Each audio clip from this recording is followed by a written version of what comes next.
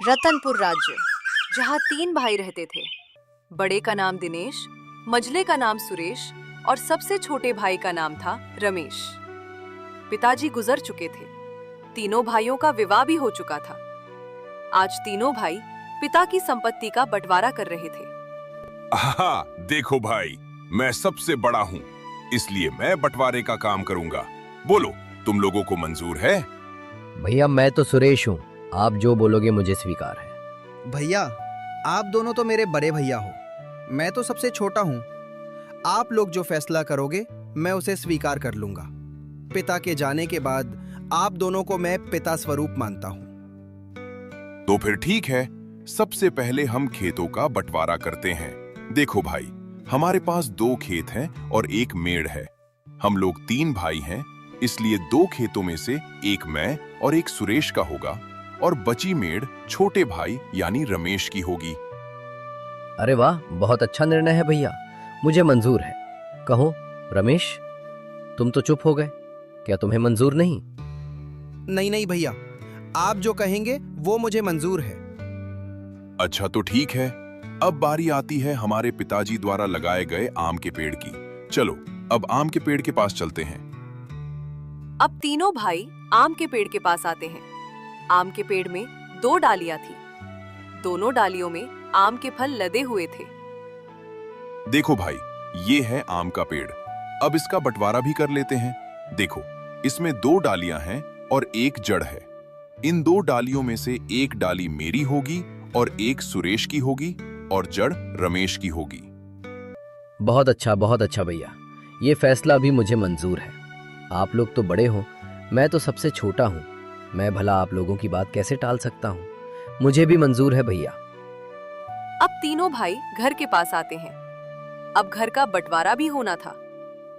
तो फिर ठीक है, अब बारी आती है इस घर की। इस घर में 4 कमरे हैं और 1 छत है। 2 कमरे मेरे होंगे और 2 कमरे सुरेश के, और जो खप्पर की छत बच जाएगी वह रमेश की होगी।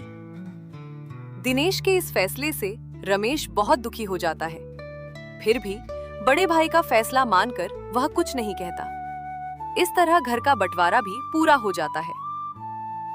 अरे भैया, खेत, पेड़ और घर के बाद एक और जरूरी चीज तो आप भूल ही गए।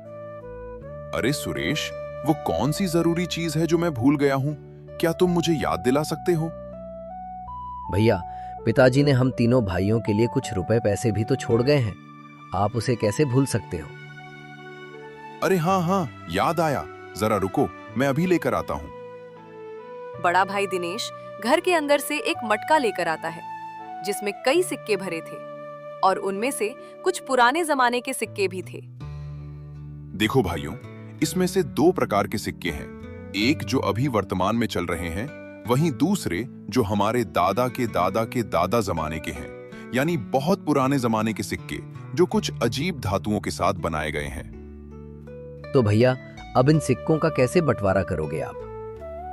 तो सुनो, अभी के जमाने में जितने भी सिक्के चल रहे हैं, उन सिक्कों को मैं और मझले भाई सुरेश का होगा, और जो सिक्के बहुत पुराने हैं, जो पुरानी धातुओं से बनाए गए हैं, वे रमेश के होंगे। इस तरह दोनों भाई रुपए पैसे ले जाते हैं। देखो रमेश, पुराने जमाने के सिक्कों में सिर्फ 4 ही सिक्के बचे हैं। तुम चाहो तो ये 4 सिक्के ले जा सकते हो। और बहुत ही पुराने जमाने के 4 सिक्के रमेश को दे देते हैं। भैया, आप दोनों तो सारे रुपए पैसे ले लिए। अगर मेरी तकदीर में ये सिर्फ 4 रुपए ही लिखे हैं तो मैं उसे स्वीकार करता हूँ। रमेश अपने हिस्से के 4 सिक्कों को लेकर घर के अंदर जा ही रहा था कि तभी बड़ा भाई रोक कर कहता है, अरे रमेश, तू पागल हो गया है क्या? तूने सुना नहीं, बंटवारा हो गया है।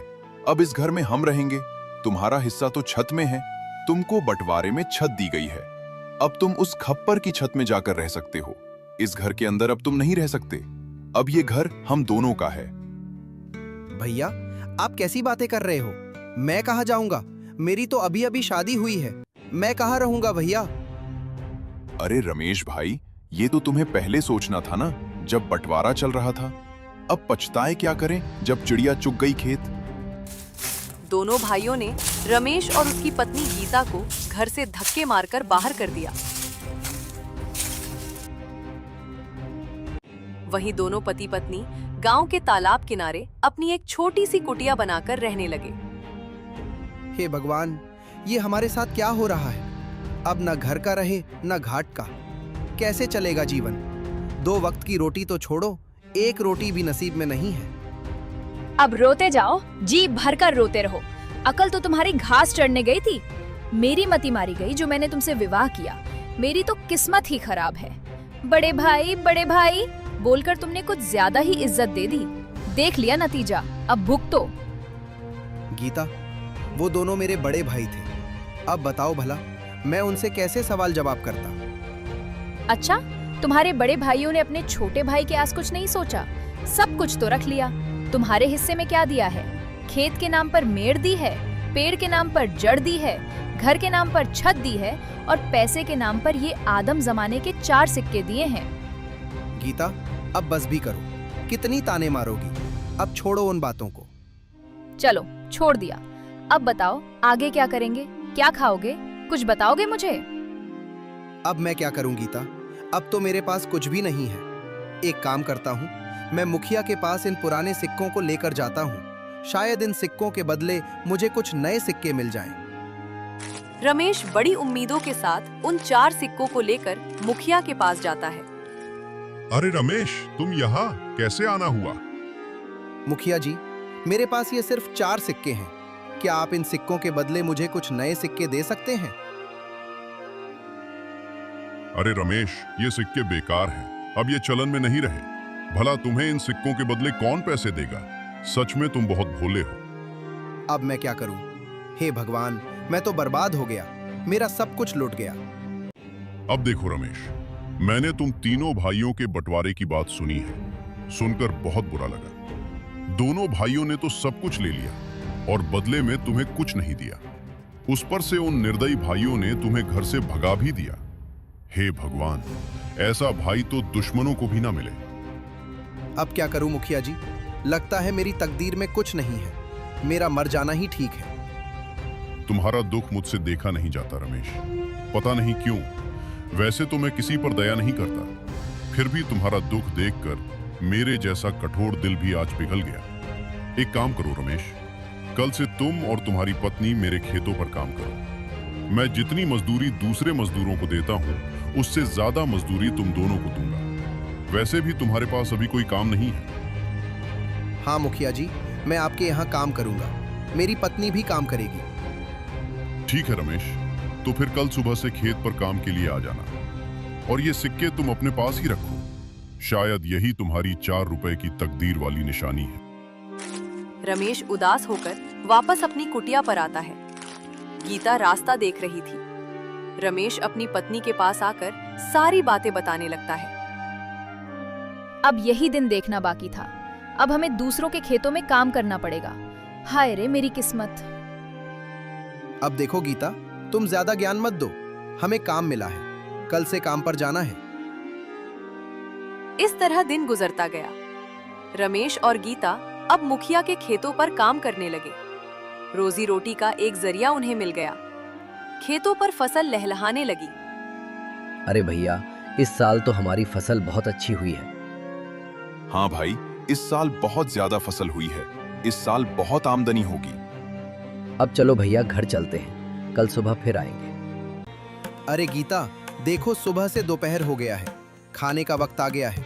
चलो कुछ खा लेते हैं। वैसे आज खाने में क्या है गीता? घर में जो भी थी रूखी सूखी सब ले आई हूँ, जाकर ठूसो। थके हारे रमेश और गीता दोनों खेत के एक किनारे पर बैठकर खाना खाने लगते हैं। अरे गीता, क्या हुआ? तुम अचानक खाना क्यों बंद कर दिया? नहीं नहीं, कुछ नहीं। मैं तो बस ऐसे ही कुछ सोच रही थी। क्यों गीता, क्या हुआ? बताओ तो। देखो ना, हम कितना काम करते हैं सुबह से लेकर शाम तक। ऐसा कब तक चलेगा? क्या तुम्हें नहीं लगता कि हमारी कोई संतान भी हो जो बुढ़ापे में हमारा सहारा हो? हाँ गीता, बार बार मैं भी यही सोचता हूँ, पर क्या करें? ये सब हमारे हाथ में नहीं, ये तो ऊपर वालों के हाथ में है। पता नहीं किस जन्म की सजा भुगत रही हूँ। भगवान ने तो हमसे मुंह मोड़ लिया है। बेघर होकर हम भटक रहे हैं। हमारे भाग्य में कुछ नहीं, न कोई संतान, न कोई जमीन जायदाद। हाँ गीता, अब तो भगवान पर भी भरोसा उठने लगा है। रमेश और गीता दोनों बातें ही कर रहे थे कि तभी वहां अचानक एक चिड़िया आकर बैठ जाती है। अरे अरे, ये देखो तो, ये तो एक चिड़िया है, हमारे पास ही आकर बैठ गई। लगता है इसे भूख लगी है, हमें इसे कुछ खाने को देना चाहिए। हाँ गीता, तुम इसे कुछ खिला दो, शायद भूख के मारे यहाँ आ गई होगी। गीता ने उस चिड़िया को कुछ चावल दे दिए। चिड़िया कुछ देर गीता को देखती रहती है, फिर चावल खाकर उड़ जाती है। अब चलो गीता, घर चलते हैं, शाम भी हो रही है। रमेश और गीता दोनों खेतों पर काम करने के बाद अपनी कुटिया पर चले जाते हैं। सुनिए रमेश जी, ये फावड़ा उठाइए और मेरे साथ चलिए। पर कहाँ? तुम फावड़ा लेकर कहाँ जाने की बातें कर रही हो? ज्यादा सवाल जवाब नहीं, मेरे साथ चलिए, आज कुछ जरूरी काम करना है। क्या? कोई जरूरी काम, वो भी इस वक्त रात को? हाँ जी, आज हम वो काम करने जा रहे हैं जो आपको पहले ही कर लेना चाहिए था। गीता के कहने पर रमेश फावड़ा उठाता है। दोनों पति पत्नी अपने उस खेत की मेड़ पर आते हैं जो उन्हें बंटवारे में मिली थी। गीता, ये तो हमारी मेड़ है, और वहाँ पर जो फसल लगी है, जहाँ पानी भरा हुआ है, वो तो मेरे दोनों बड़े भाइयों का खेत है, और हम जहाँ खड़े हैं यही हमारी मेड़ है। इसीलिए तो मैं तुमको यहाँ लेकर आई हूँ बुद्धू। और सुनो, आप इस मेड़ को अभी के अभी तोड़ दो। ये क्या कह रही हो तुम? इससे तो मेरे दोनों भाइयों की पूरी फसल बर्बाद हो जाएगी। बिना मेड़ के भला खेती कैसे हो सकती है गीता? ये समस्या तुम्हारे भाइयों की है, तुम्हारी नहीं। हमारी मेड़, हमारी मर्जी, तोड़े या रखे। अरे वाह गीता वाह, मुझे पता नहीं था, तुम तो बड़ी होशियार हो। अब मुझे समझ में आ गया। इस तरह गीता और रमेश ने खेत की सारी मेड़ तोड़ दी, जिससे खेतों से पानी बह गया और फसल बर्बाद हो गई।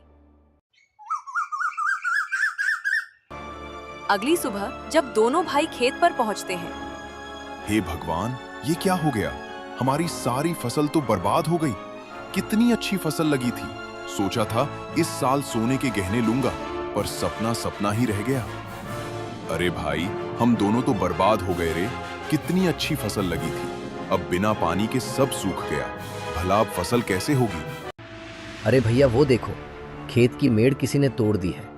जब मेड़ ही नहीं है तो खेत में पानी कहाँ रहेगा और हम सिंचाई कैसे करेंगे? जरूर ये काम रमेश का होगा। जरूर उसने होशियारी की होगी। दिनेश और सुरेश दोनों रोते हुए घर को आते हैं। घर आकर अपनी पत्नियों को सारी कहानी बताने लगते हैं। अरे ये क्या हो गया? देखो जी, मेरी बात सुनो। अगर फसल बर्बाद हो गई तो कोई बात नहीं, हमारा आम का पेड़ तो है। हाँ, तुमने बिल्कुल सही कहा, पर अभी आम पकने में कम से कम 12-15 दिन और लगेंगे। हाँ भैया, जब आम पक जाएंगे तो हम उन्हें बाजार ले जाकर अच्छे पैसे कमा सकते हैं। हाँ सुरेश, तुम बिल्कुल ठीक कह रहे हो। अब यही एक रास्ता बचा है, वरना हम सब भूखे मर जाएंगे। अरे गीता, तुम तो कमाल कर दिया। मेड़ तोड़ दी, जैसी करनी वैसी भरनी। ये उन्हीं के कर्मों का फल है। सुनिए जी, आज रात हमें और एक काम करना है। अरे गीता, इस बार क्या करना है? अरे बुद्धू, तुम अब देखते जाओ, वो तुम्हें शाम होने के बाद ही बताऊंगी। जैसे ही शाम हुई, गीता और रमेश दोनों कुल्हाड़ी लेकर उस आम के पेड़ के नीचे पहुंच जाते हैं जो उन्हें बंटवारे में मिला था। सुनिए जी, क्या यही वो आम का पेड़ है? हाँ गीता, यही तो बंटवारे वाला आम का पेड़ है। एक डाल पर दिनेश भैया का अधिकार है और एक डाल पर सुरेश भैया का। तो फिर हमारा हिस्सा कौन सा है? अरे गीता, मैंने तो पहले ही तुम्हें बता दिया था कि हमारा हिस्सा सिर्फ जड़ है, इसके अलावा और कुछ भी नहीं। तो फिर ठीक है, इस पेड़ की जड़ तो हमारी है, इसलिए इस जड़ को रखें या काटें, हमारी अपनी मर्जी। दोनों पति पत्नी आम के पेड़ को काट देते हैं। आम का पेड़ जमीन पर गिर जाता है। एक जोरदार आवाज होती है। दिनेश और सुरेश दौड़कर पेड़ के पास आते हैं। रमेश और गीता को दोनों भाई पकड़ लेते हैं। अच्छा, तो तू है रमेश, तू हमसे बदला ले रहा है। आज तो तेरा खैर नहीं, तुझे इसकी सजा जरूर मिलेगी। अरे रुको भैया, हम इन दोनों को राजा के पास ले चलते हैं और इनको कौड़े की मार वाली सजा दिलवाते हैं। हाँ, बिल्कुल ठीक कहा सुरेश तुमने। दिनेश और सुरेश रमेश और गीता को रात भर कमरे में बांध कर रखते हैं